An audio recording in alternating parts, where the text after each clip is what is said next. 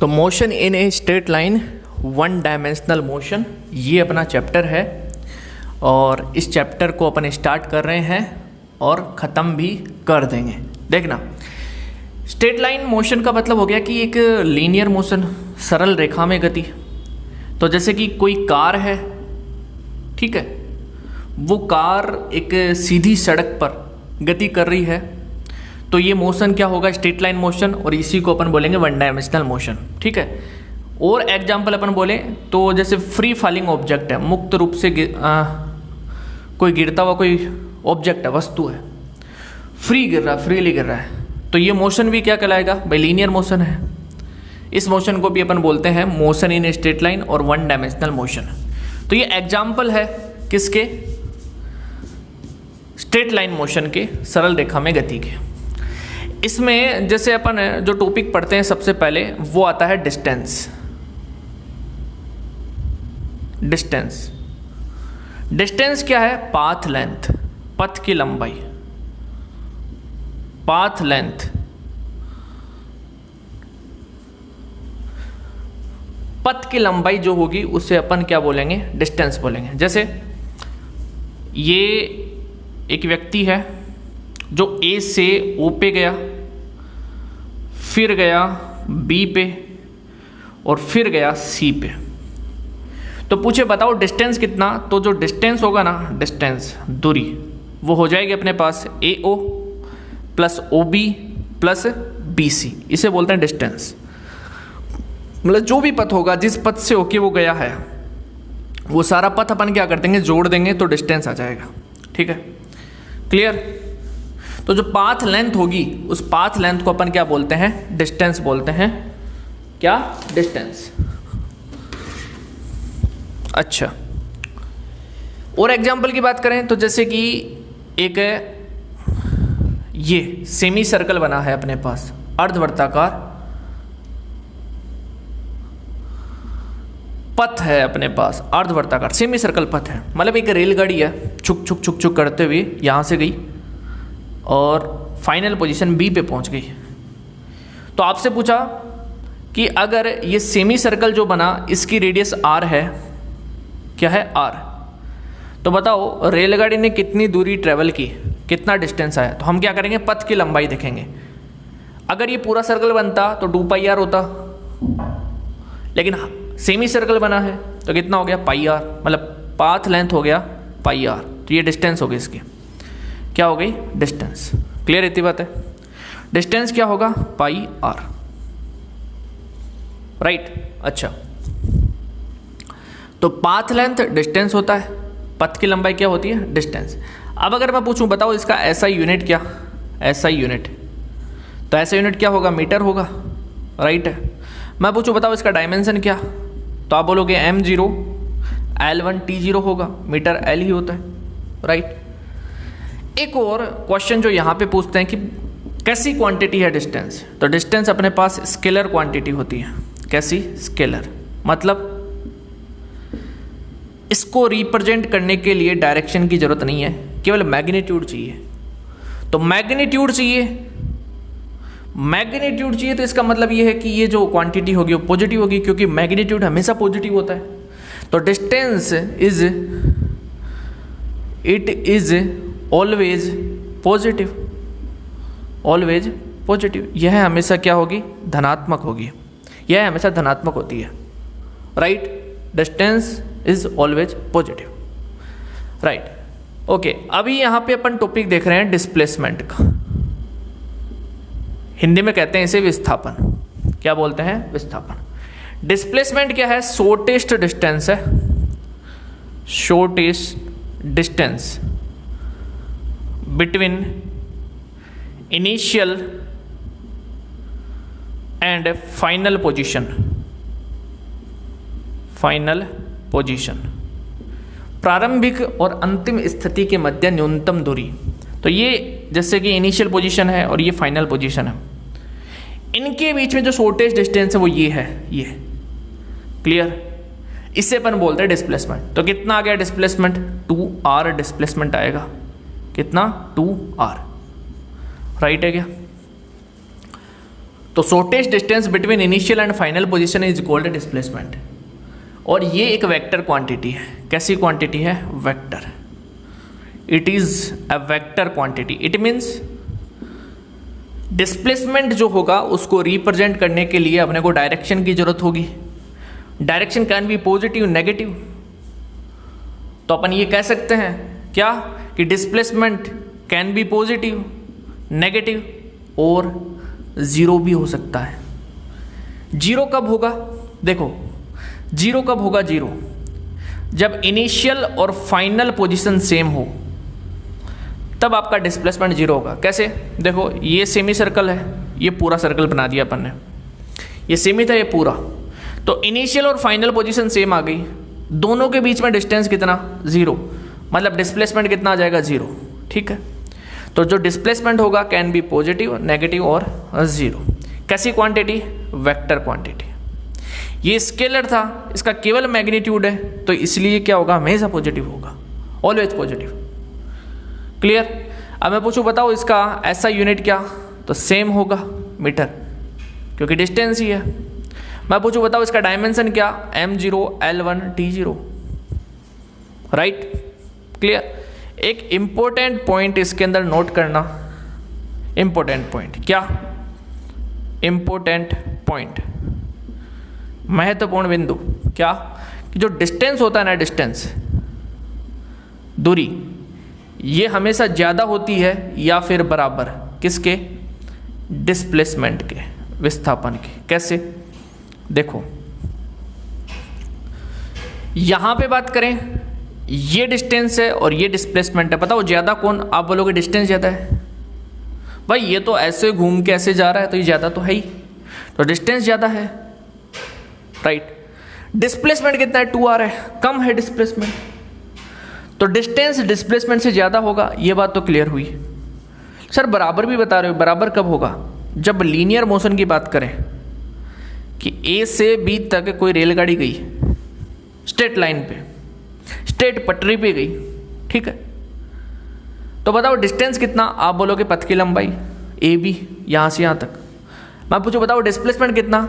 Initial और final के बीच में डिस्टेंस यही है, AB। मतलब डिस्टेंस डिस्प्लेसमेंट के इक्वल हो गया, तो डिस्टेंस डिस्प्लेसमेंट के इक्वल भी हो सकता है और उससे ग्रेटर होगा।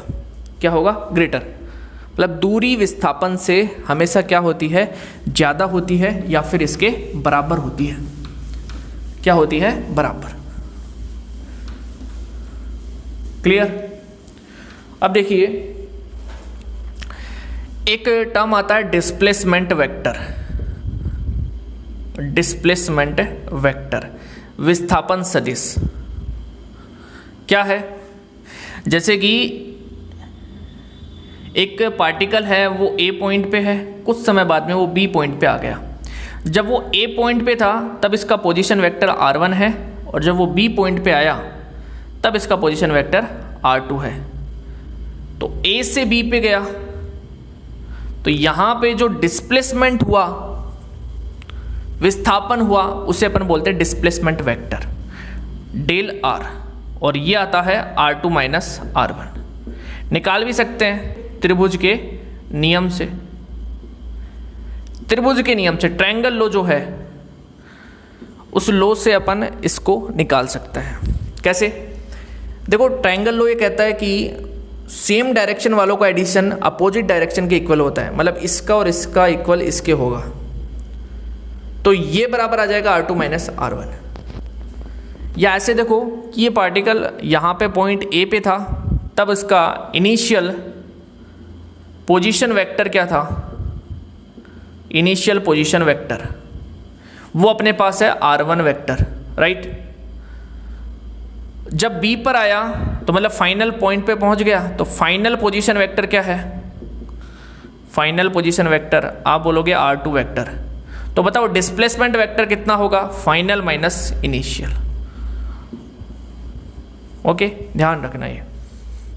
चलिए नेक्स्ट।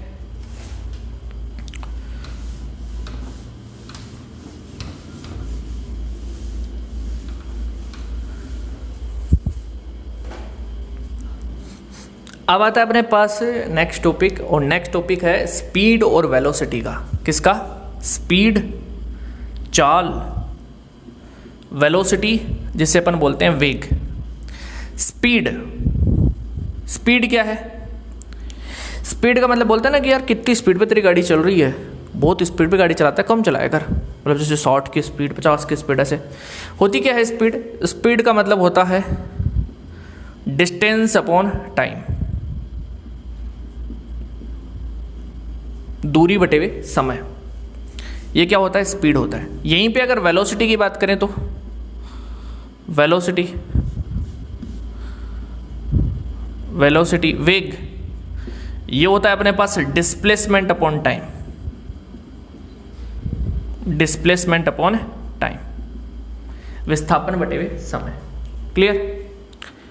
ये जो है ना स्पीड, ये स्केलर क्वांटिटी है, जबकि वेलोसिटी अपने पास वेक्टर क्वांटिटी होती है। v से वेलोसिटी, v से वेक्टर, और s से स्पीड और s से स्केलर।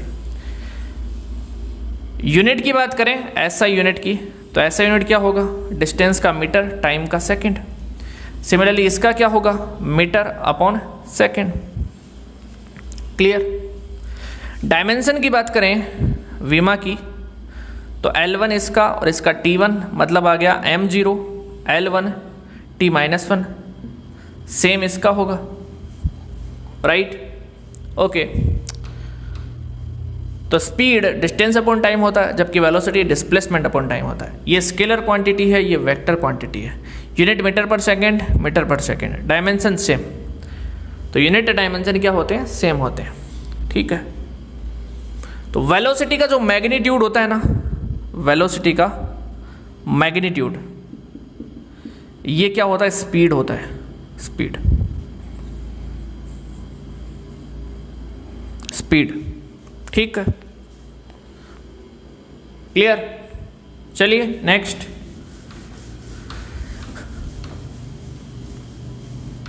अब अपन बात करें जैसे कि एवरेज स्पीड की। किसकी बात करें? एवरेज स्पीड की, औसत चाल।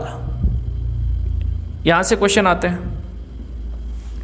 एवरेज स्पीड क्या है? Total distance, total distance upon total time, यही होगा भाई, कुल दूरी बटे हुए कुल समय। औसत चाल है, औसत एवरेज निकालना। एवरेज निकालने के लिए टोटल डिस्टेंस को ऐड कर लो, उसमें टोटल टाइम का डिवाइडेशन कर दो, तो अपने पास एवरेज स्पीड आ जाएगी। जैसे कि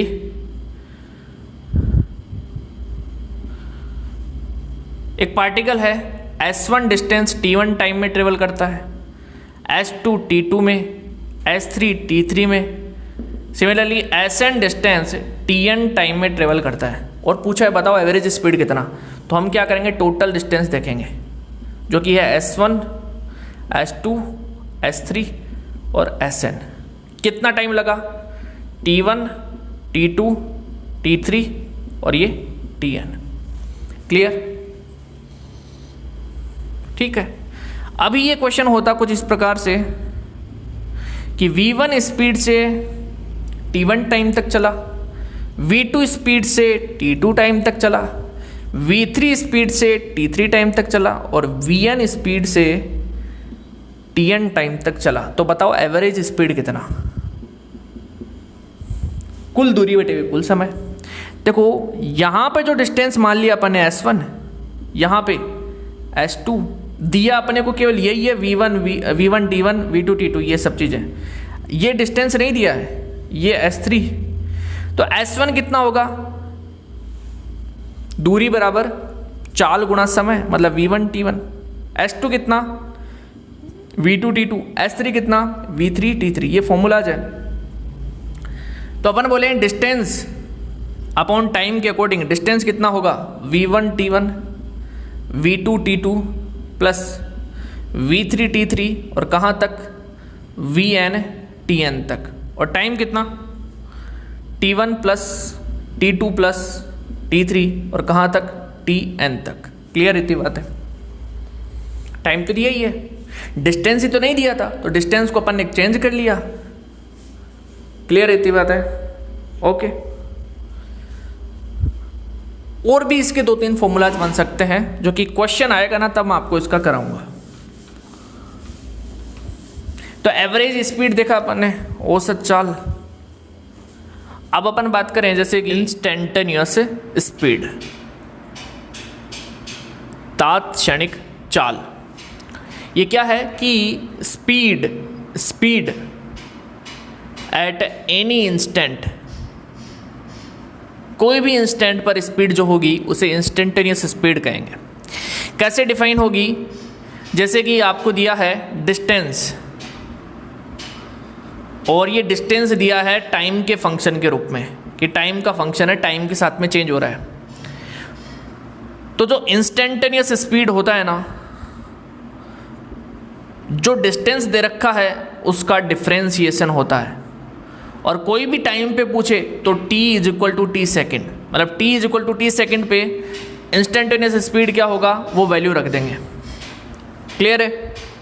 वो वैल्यू उस पर रख देंगे। किस में रखेंगे? ये जो s आया इसका जो अवकलन किया इसमें। तो इंस्टेंटेनियस स्पीड क्या होता है? ds/dt होता है। मतलब रेट ऑफ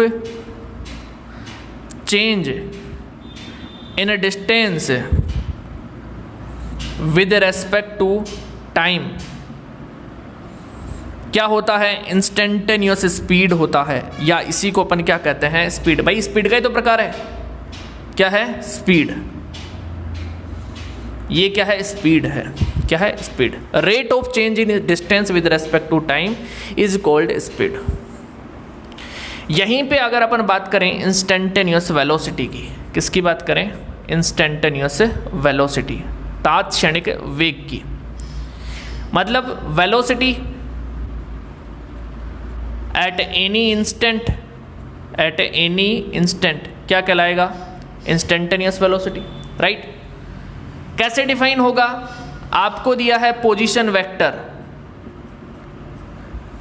टाइम का फंक्शन है, दिया है पोजीशन वेक्टर, पोजीशन चेंज हो रहा है टाइम के साथ में। देन इंस्टेंटेनियस जो वेलोसिटी होगा वो क्या होगा? dr/dt होगा। अब कोई भी टाइम पर बोला है तो मतलब वो वैल्यू रख देंगे t is equal to t second.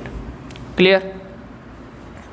ये होता है इंस्टेंटेनियस वेलोसिटी। मतलब हम ये कह सकते हैं rate of change in position vector with respect to time is called velocity. क्या कहलाता है? वेग कहलाता है, या तात्क्षणिक वेग कहलाता है। बात भाई वेग का ही तो प्रकार है, तो वेलोसिटी कहलाता है, right? Instantaneous speed, instantaneous velocity. Velocity में बात करेंगे तो पोजीशन वेक्टर आएगा, और यहाँ पे डिस्टेंस है, डिस्टेंस का डिफरेंशिएशन, और यहाँ पे पोजीशन वेक्टर का डिफरेंशिएशन। तो क्या है? Rate of change in position vector, और या rate of change in distance with respect to time, ये स्पीड होगा, और ये क्या होगी? वेलोसिटी होगी। ओके, तो जैसे क्वेश्चन आएंगे ना, तो क्वेश्चन में अपने को बोला गया इंस्टेंटेनियस वेलोसिटी बताओ, तो अपन क्या करेंगे? यहाँ पे डिफरेंशिएशन करेंगे, अवकलन करेंगे।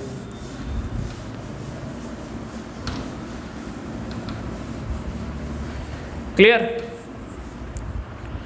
चलिए अब नेक्स्ट टॉपिक आता है अपने पास एक्सीलरेशन। हिंदी में कहते हैं त्वरण। क्या होता है एक्सीलरेशन? ए से रिप्रेजेंट करते हैं, वेक्टर क्वांटिटी होता है। Change in velocity upon time taken. Velocity में चेंज हुआ, उसमें कितना टाइम लगा, उसका जो डिवाइडेशन होगा वो एक्सीलरेशन होता है। ये वेक्टर क्वांटिटी है। यूनिट की बात करें तो इसका मीटर पर सेकंड था वेलोसिटी का, और यहाँ पे सेकंड है तो कितना आ गया? मीटर पर सेकंड स्क्वायर। यहीं पे डायमेंशन की बात करें तो L1 t-2 और m कितना? 0। क्लियर? कैसी क्वांटिटी है? वेक्टर क्वांटिटी है, वेक्टर क्वांटिटी। और इसकी जो डायरेक्शन होती है, डायरेक्शन वो होती है lie in the direction of change in velocity, change in velocity, वेग में परिवर्तन जो जिस दिशा में हो रहा है उस डायरेक्शन में एक्सीलरेशन का डायरेक्शन होता है। Direction of acceleration lie in the direction of change in velocity. Velocity की डायरेक्शन में नहीं होगा, वेलोसिटी में जिस डायरेक्शन में चेंज हो रहा है उसकी डायरेक्शन में आपका एक्सीलरेशन होगा, त्वरण होगा। क्लियर? ये ध्यान रखना। जैसे क्वेश्चन आए कि भाई एक्सीलरेशन का डायरेक्शन किधर होता है, वेलोसिटी की डायरेक्शन में ना, चेंज इन वेलोसिटी की डायरेक्शन में। ठीक है, अच्छा अब अपन एक्सीलरेशन के टाइप्स देखते हैं। जैसे कि एवरेज एक्सीलरेशन, तो total change in velocity upon total time, total change in velocity upon total time, ये क्या होगा, एवरेज। आगे बात करें इंस्टेंटेनियस एक्सेलरेशन की, तो इंस्टेंटेनियस एक्सेलरेशन क्या होगा, dv अपॉन dt, और t का कोई भी वैल्यू होगा उस पर अपन इस एक्सेलरेशन की क्या निकालेंगे, वैल्यू। मतलब एक्सेलरेशन क्या हो गया, चेंज इन वेलोसिटी हो गया, change in velocity with respect to time. Clear ये बात? वेग में परिवर्तन की दर, समय के साथ वेग में परिवर्तन की दर, sorry rate of change in velocity, rate of change in velocity with respect to time.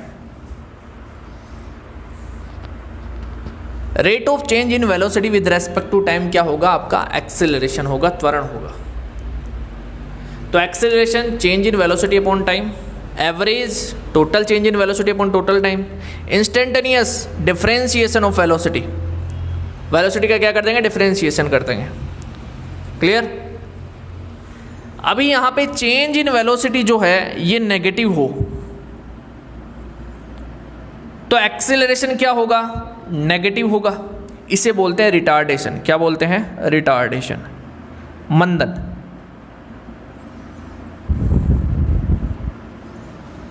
ध्यान रखना, एक्सेलरेशन का वैल्यू नेगेटिव है तो वो कहलाता है रिटार्डेशन। क्या कहलाता है, रिटार्डेशन।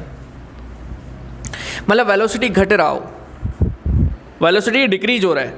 जैसे v1 से v2 वेलोसिटी हुआ, v1 से v2 वेलोसिटी t1 से t2 टाइम में हुआ, और जो v2 है वो कम है v1 से, तो change in velocity v2 minus v1 क्या आएगा, नेगेटिव आएगा। तब ये नेगेटिव आया तो मतलब एक्सेलरेशन नेगेटिव होगा, मतलब रिटार्डेशन होगा, मंदन होगा। वेलोसिटी घट रहा है, वेग क्या हो रहा है, घट रहा है। क्लियर? और अगला टॉपिक है अपना ग्राफ का टॉपिक। किसका है, ग्राफ का। ग्राफ, ग्राफ में अपने पास आता है position time graph.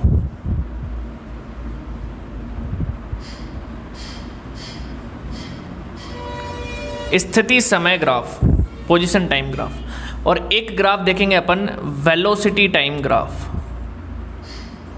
Velocity time graph.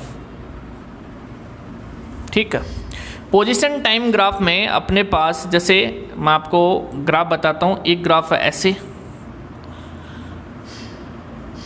एक ग्राफ दिया आपको ऐसे, राइट। एक ग्राफ दिया है आपको इस प्रकार से, और एक ग्राफ दिया आपको इस प्रकार से। ये पोजीशन है, टाइम है, पोजीशन टाइम। ये लो, देखो पोजीशन और टाइम में इस प्रकार का ग्राफ है। ये क्या बता रहा है कि पोजीशन जो है टाइम के साथ में कांस्टेंट है, मतलब पोजीशन चेंज नहीं हो रहा। तो पोजीशन अगर चेंज नहीं होगा तो डिस्प्लेसमेंट क्या आएगा, जीरो। भाई change in position with respect to time velocity होता है, पोजीशन में कोई चेंज नहीं है, वेलोसिटी क्या होगा, जीरो।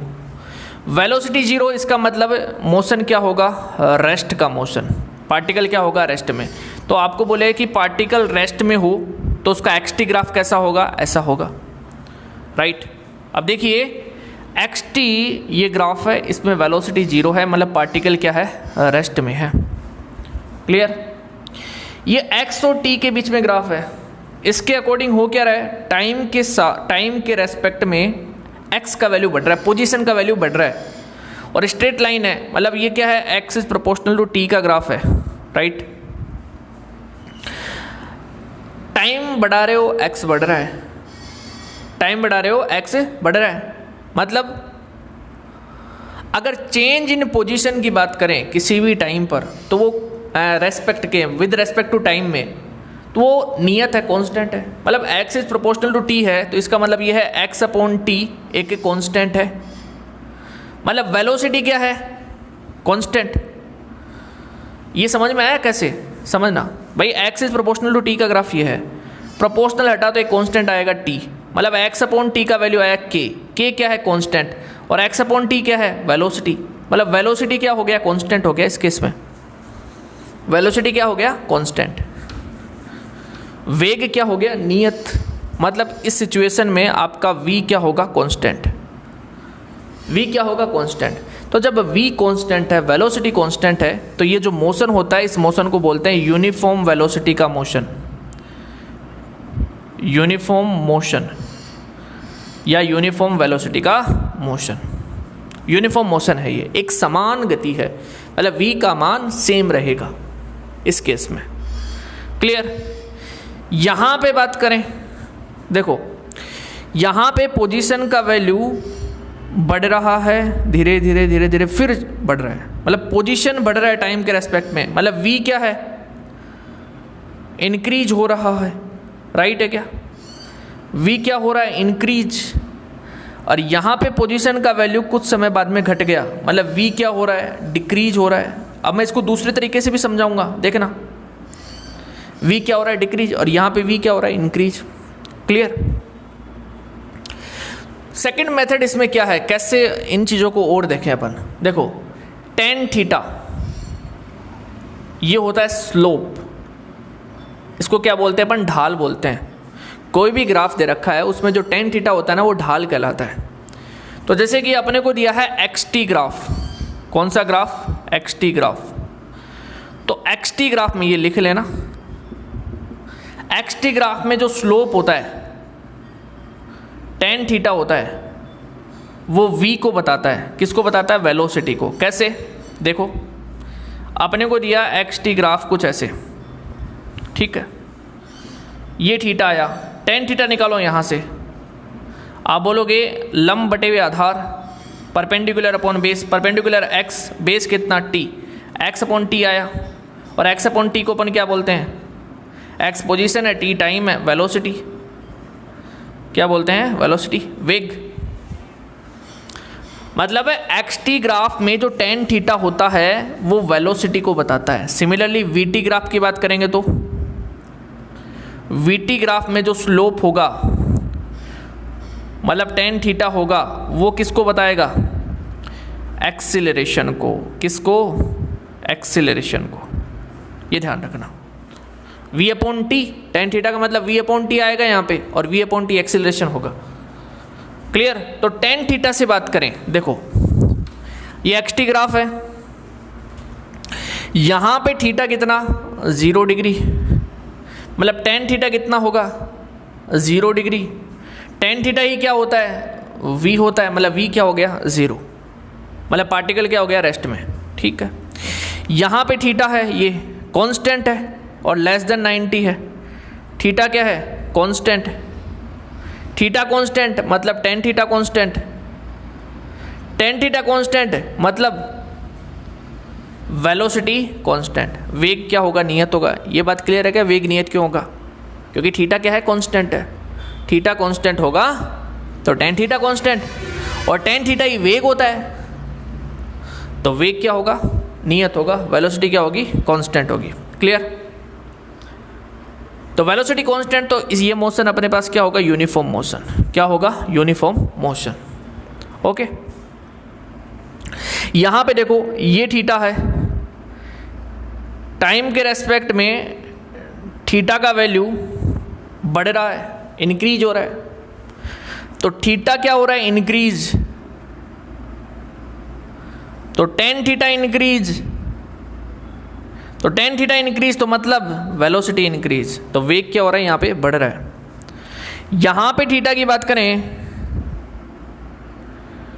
ये थीटा है, फिर ये थीटा है, ये थीटा, तो थीटा क्या हो रहा है, टाइम के रेस्पेक्ट में घट रहा है।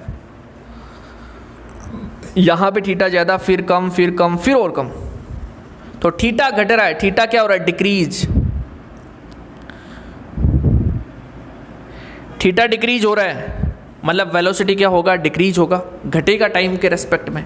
तो वेलोसिटी क्या होगा, घटता है इस केस में। क्लियर है क्या बातें?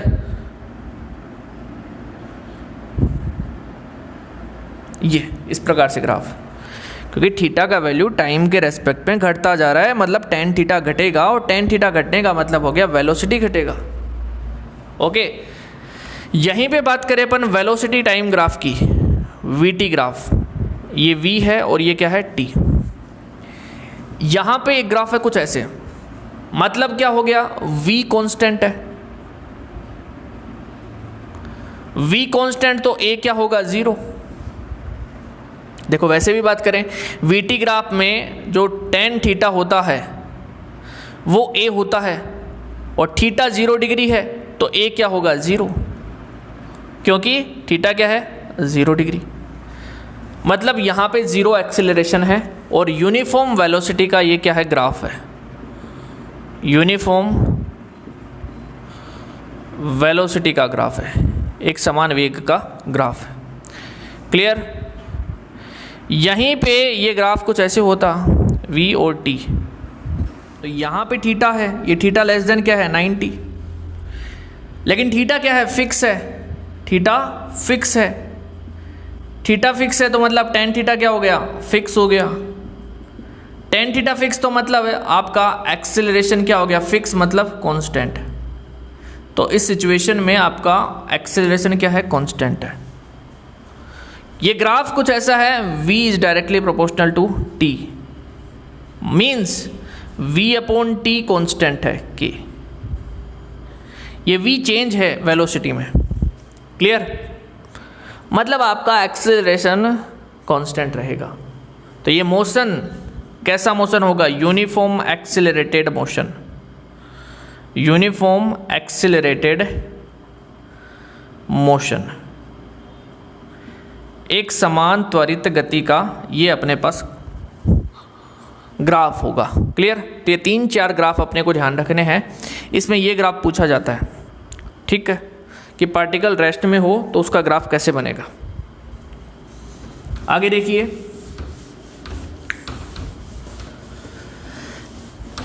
अपने पास इक्वेशन आती है, 3 या 4 इक्वेशन आती है यूनिफॉर्म एक्सेलरेशन की equation, equation of uniform acceleration. इसमें एक इक्वेशन आती है कि final velocity is equal to initial velocity plus at। एक आती है डिस्टेंस या displacement is equal to ut plus half of at square, u initial velocity है।